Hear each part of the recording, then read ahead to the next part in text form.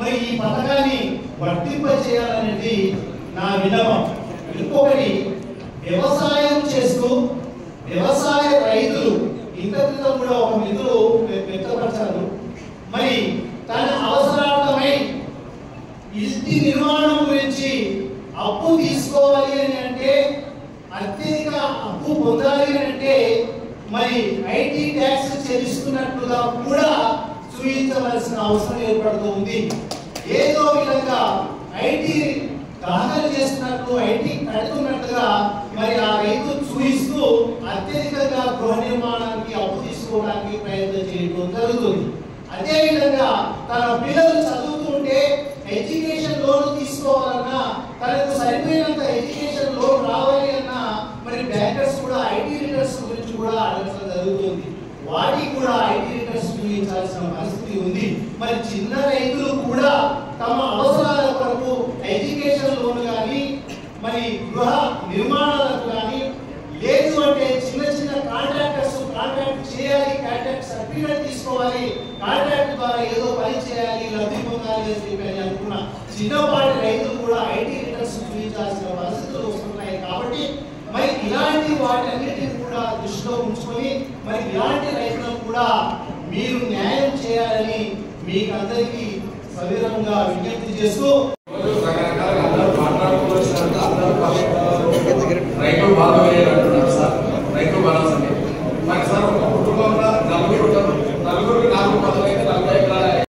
ఆత్మీయ సమ్మేళనం పెట్టినప్పుడు మీరు ఏ పార్టీలకు అనేది రైతు బంధు ఏదైతే ఉందో ఈ అవగాహన మంచి కార్యక్రమం జిల్లాలో.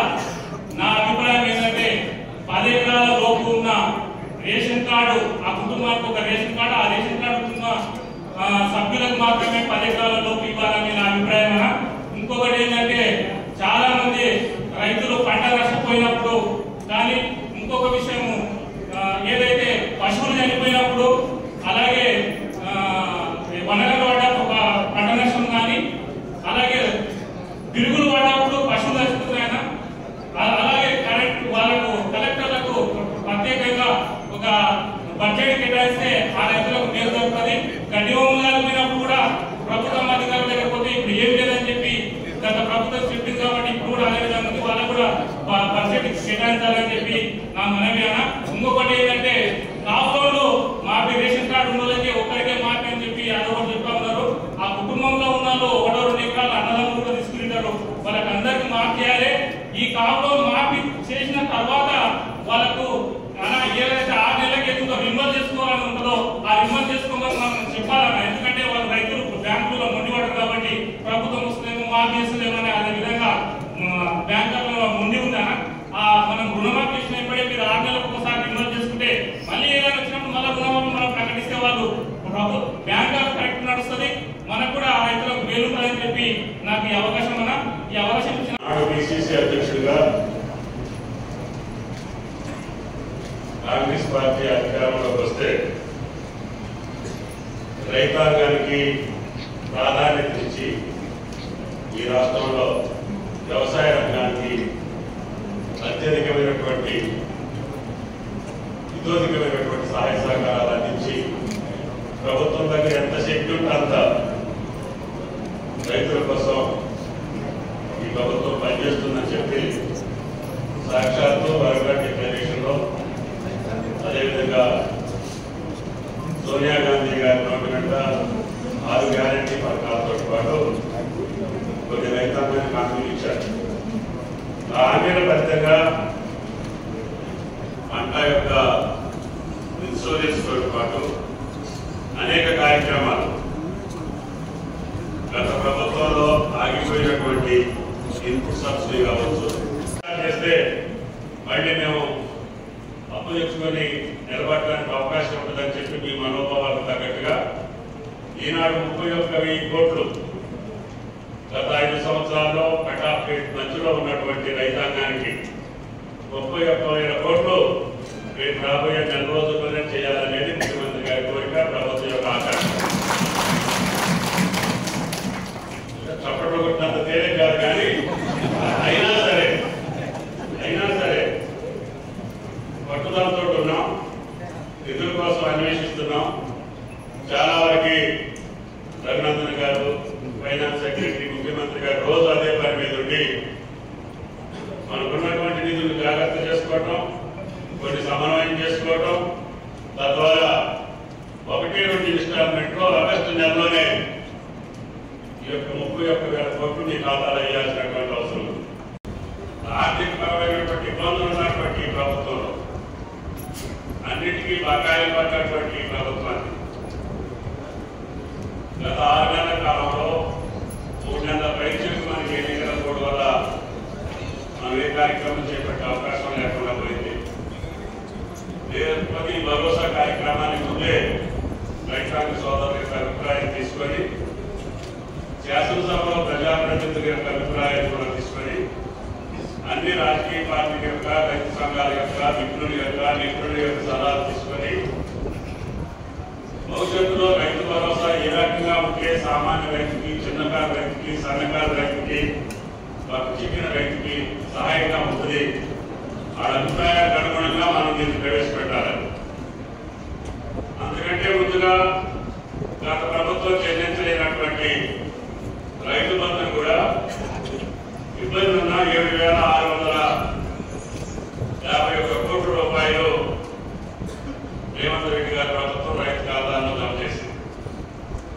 దాంతో పాటుగా రుణమాఫీ కూడా చేస్తామని చెప్పి అది కూడా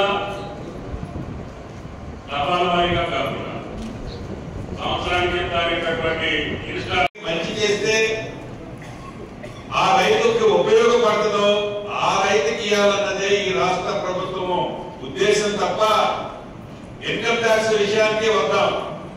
మీలో కొంత అపోహ ఉంది.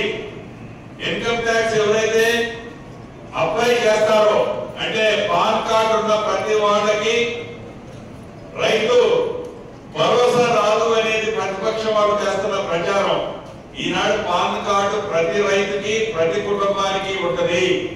అటువంటి వాళ్ళకి ఇవ్వనని ఈ ప్రభుత్వం ఏనాడు చెప్పలే.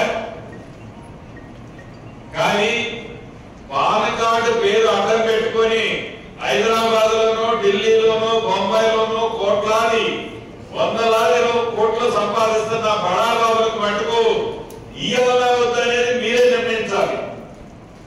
అది ఈ రాష్ట్ర ప్రభుత్వం యొక్క ఆలోచన. అంతేగాని పాన్ కార్డు ఉంటే ఈ ప్రభుత్వం రైతులకు ఏదో, లేకపోతే ఇంకొకటి ఏదో, లేకపోతే 2 ఎకరాలకే రిస్ట్రిక్ట్ చేసింది అని ఏదైతే కొంతమంది పని కట్టుకొని ప్రచారం చేస్తున్నారో ఈ రాష్ట్ర ప్రభుత్వానికి ప్రియాక్పైడ్ అంటే ముందే ఏదో మనసులో నిర్ణయించుకొని ఈ సభలో సమావేశాలు జరపటం లేదు అనేది రైతన్నలతో పాటుగా ఎవరైతే విమర్శలు చేస్తున్న ప్రతిపక్ష వాళ్ళు కూడా గమనించాలి. వాళ్ళను కూడా ప్రతి మీటింగ్కి ఆహ్వానిస్తున్నాం. అనుగుణంగానే ఈ రాష్ట్ర ప్రభుత్వం నడవాలన్నది ముఖ్య ఉద్దేశం. 100 ఎకరాలున్న భూస్వామికి ఇవ్వాలన్నా, కొండలో గుట్టలో ఉన్న రైతుకి ఇవ్వాలన్నా, ఎప్పుడో 10 సంవత్సరాల క్రితం లేఅవుట్ వేసిన ఆ లేఅవుట్లకు కూడా ఇవ్వాలన్నా, గతంలో ప్రభుత్వం వివిధ డెవలప్మెంట్ కోసం ఎక్విజిషన్ చేసిన ల్యాండ్ కూడా ఇవ్వాలన్నా, ఫామ్ హౌస్లకు కూడా ఇవ్వాలన్నా అనేది మీరు ఇచ్చే సూచనలు బట్టి ఈ రాష్ట్ర ప్రభుత్వం నిర్ణయం తీసుకుంటుంది. ఎందుకంటే గతంలో ఏం జరిగిందో ఇందాక తమ్ములు గారు చెప్పారు. గతాన్ని అది ఆనాడు ఆ ప్రభుత్వం ఇచ్చిన అది వారి డబ్బు కాదు. రూపాయి పోగేసి మీరు కట్టిన ట్యాక్సుల్నే ప్రభుత్వ రూపంలో మీకు చెల్లిస్తుంది, మీకు ఇచ్చిన హామీల్లో నెరవేరుస్తుంది. ఆ డబ్బుని సద్వినియోగం కాకపోతే తప్పకుండా ప్రభుత్వానికే కాదు, మనం తీసుకునే నిర్ణయాల్ని ఆ భగవంతుడు కూడా క్షమించడు. దాన్ని దృష్టిలో పెట్టుకుని ఈనాడు ఈ రాష్ట్ర ప్రభుత్వం ఓపెన్ డిబేట్ చేస్తూ మైండ్ లో ఈ రాష్ట్ర ప్రభుత్వానికి ఇలా చేయాలి, అలా చేయాలి అనేది ఏ ఉద్దేశము లేదు.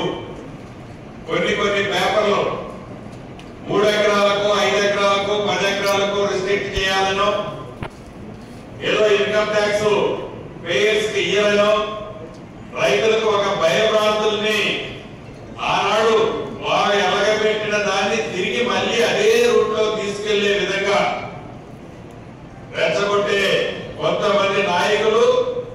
ప్రతిపక్ష పార్టీలు ఏవైతే వారి ఆలోచనలకి మనం గడ్డి కొట్టాల్సిన అవసరం ఉంది. పద్ధతి ప్రకారం లెక్క ప్రకారం లెక్క తప్పకుండా ప్రజల సొమ్ము ప్రజలకు చెందాలా, లెక్క ప్రకారం ఖర్చు అభివృద్ధి సంక్షేమ రెండు కూడా జోడెండు మాదిరిగా రెండు కలలాగా మనం ముందుకు నడవాల్సిన అవసరం ఉంది. సో గత పరిస్థితి చూస్తే కొన్ని లెక్కలు చూస్తే ఈ యొక్క ఎవరు ఎన్ని గొప్ప మాటలు మాట్లాడినా ప్రసంగాలు ఎంత గొప్పగా చెప్పినా బాధ్యత రహితంగా పరిపాలన కనపడతాం. వేల కోట్ల రూపాయలు ప్రజాధనం అనేది దుర్వినియోగం జరిగినట్టుగా స్పష్టంగా కనపడతాం. ఆ లెక్కల మొత్తం కూడా వ్యవసాయ శాఖ మంత్రి గారు అలాగే రెవెన్యూ మంత్రి గారు పెట్టారు.